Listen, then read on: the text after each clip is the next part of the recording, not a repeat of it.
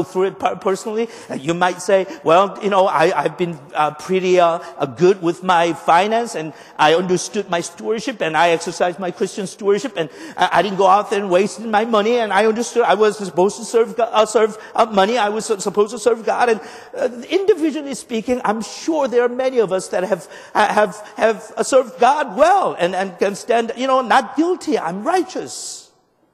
I'm not saying all of us collectively have done it, but enough of us have done it in the past, decades.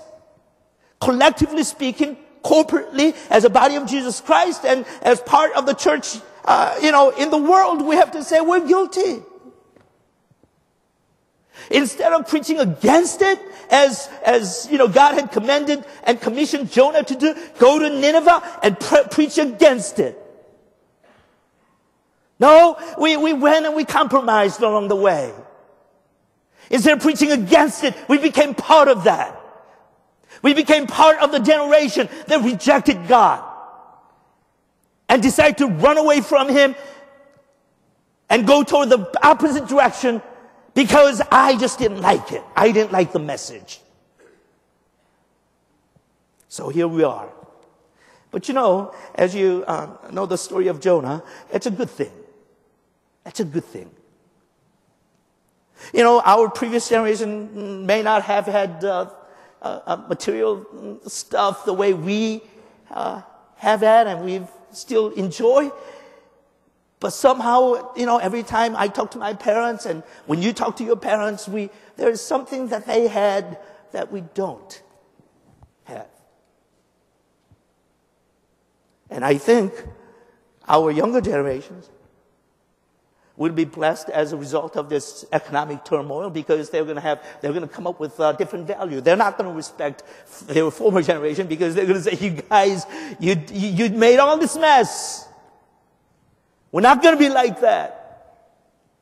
And God gave us the story of Jonah to instill in us the challenge, the test, and He says, don't be like Jonah.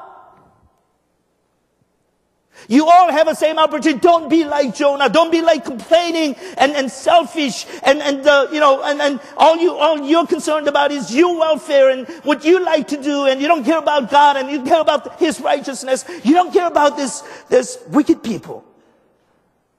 100,000 of them that are living in the city of Nineveh that haven't heard the gospel yet. And for whatever reason, you're rejecting God and you're rejecting the wicked city.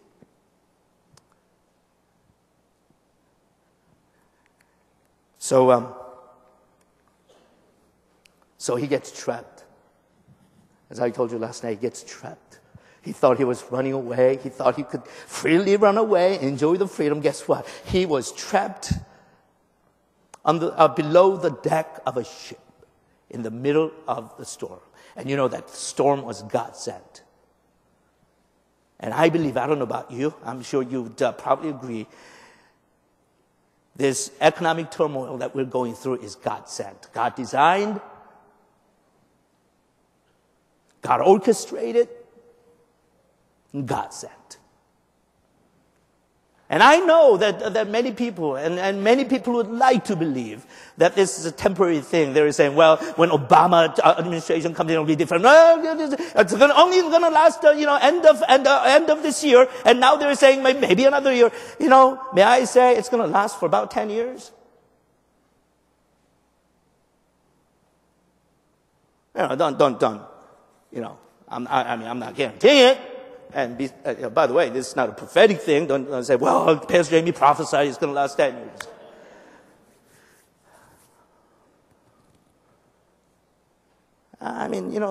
This is something that we're going to have to struggle through. And I don't say this with any kind of, cynical joy either. Like saying, I told you so. I like to say, I told you so.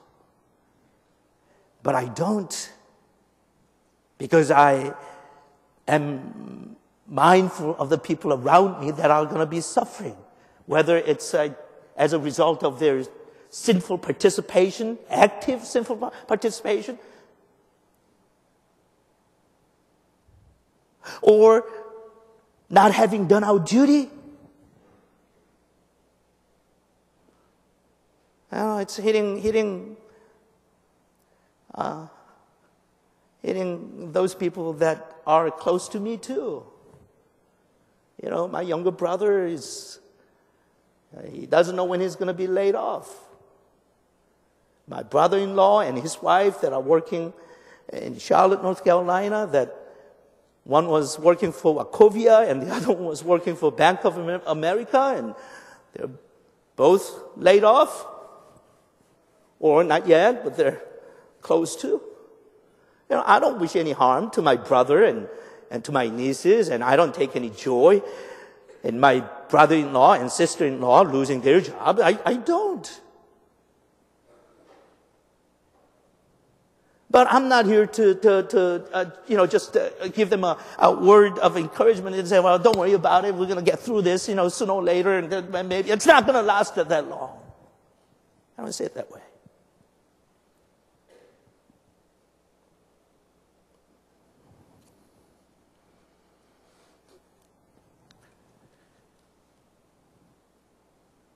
So when the sea was getting rougher and rougher, the Bible says, Jonah says, pick me up and throw me into the sea.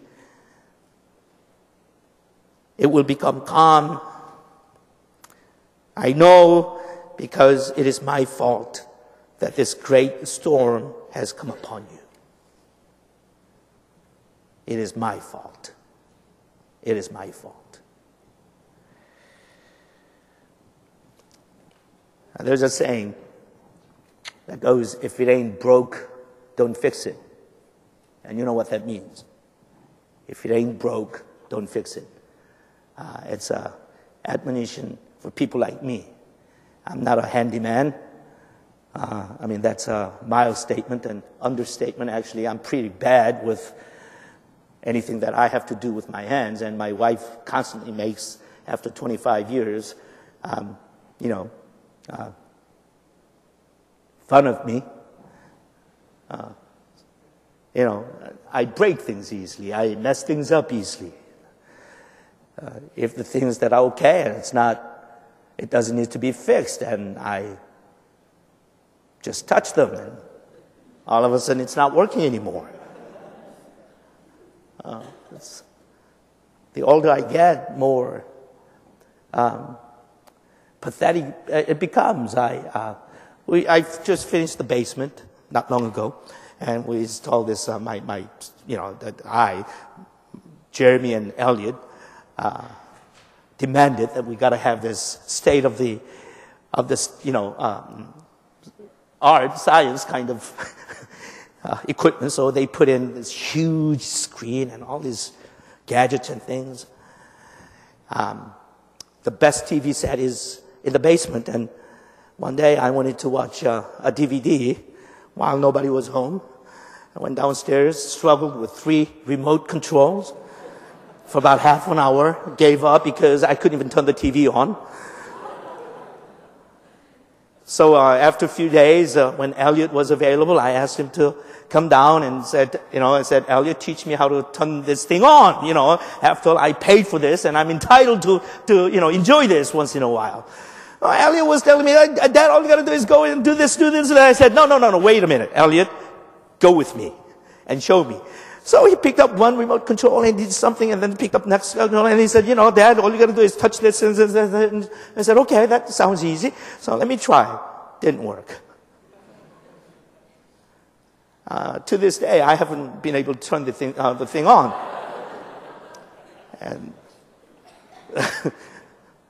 we bought the TV on Black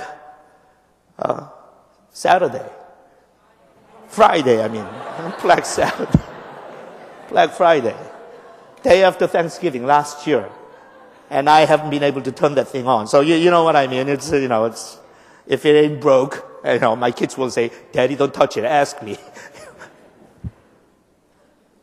But I turned that statement around, and spiritually speaking, this is what I like to tell you: if it ain't broke, break it. If it ain't broke, break it. If you aren't broke,